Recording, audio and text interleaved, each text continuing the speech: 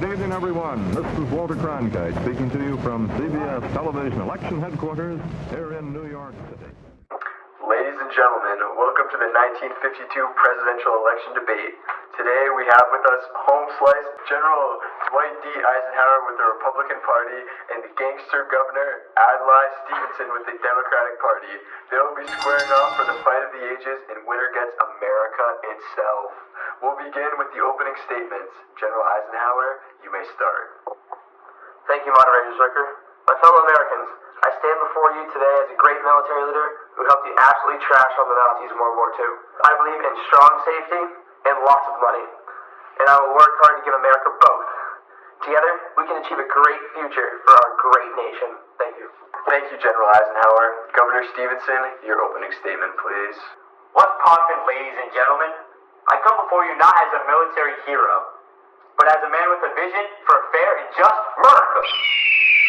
We must focus on social and economic equality. It's time for change, and I believe that I can lead us to a more prosperous future for all. Realistically, I've seen this Eisenhower bloke. Dude is not that good at his job, in the slightest. Thank you. Thank you, Governor Stevenson, but let's keep things professional. Let's move on to the first question.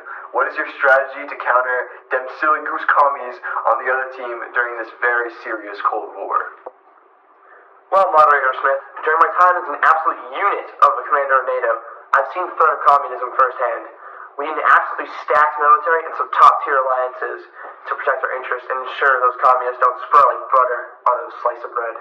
While I agree with the need for a stacked defense, we must also engage in diplomacy and work towards peaceful coexistence.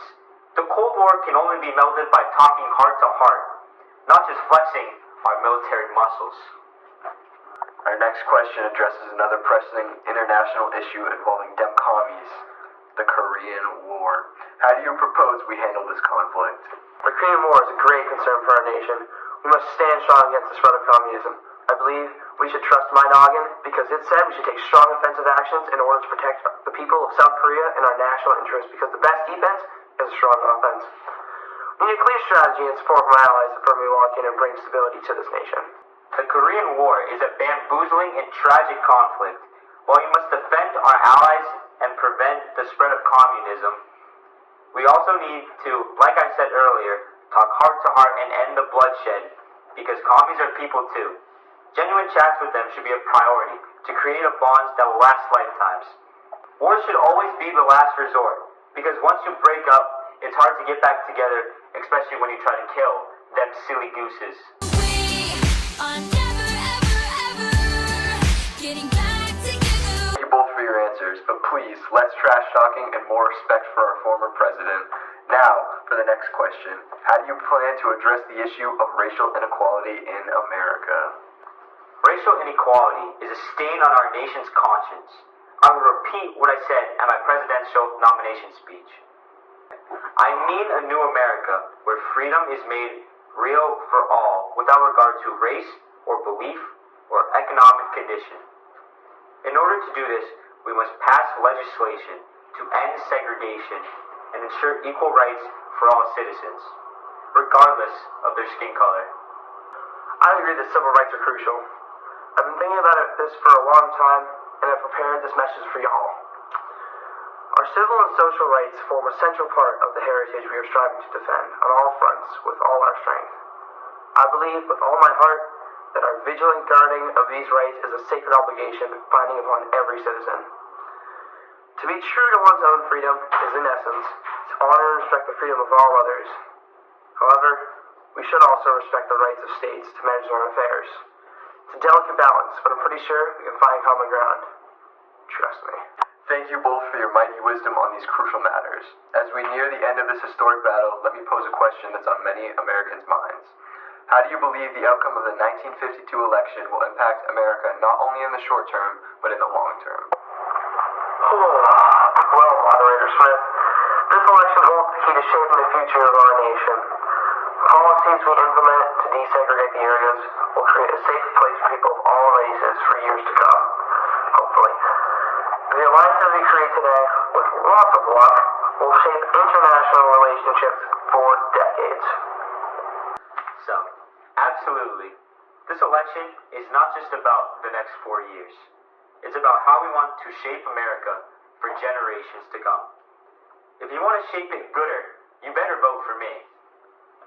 The choices we make now will impact our commitment to equality, our approach to diplomacy, and the strength of our government. It's a responsibility we must take seriously and not goof around, because the consequences will be absolutely, positively, undeniably massive for our nation's history. Thank you, Governor Stevenson.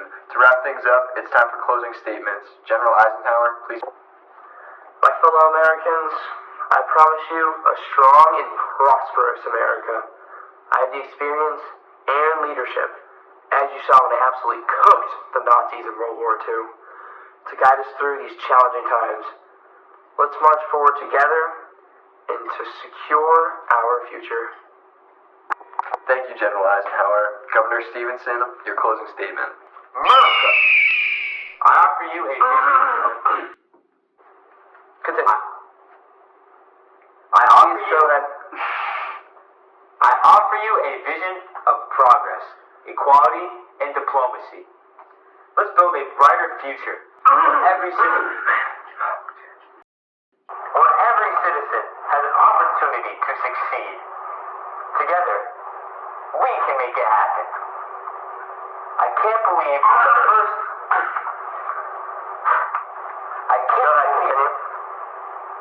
I can't believe the first broadcast election ever is the one that I will win. This Eisenhower dude is a bomb, and it will show when the electoral votes show me to destroy this silly goose. Peace out, gangsters. Thank you for your insights on these crucial matters. It's clear that you have different approaches to solving these challenges. Unfortunately, this wraps up the time we have together. It is clear that the first televised election comes to a close, and the American people have one tricky decision to make this year. Peace out, you goons.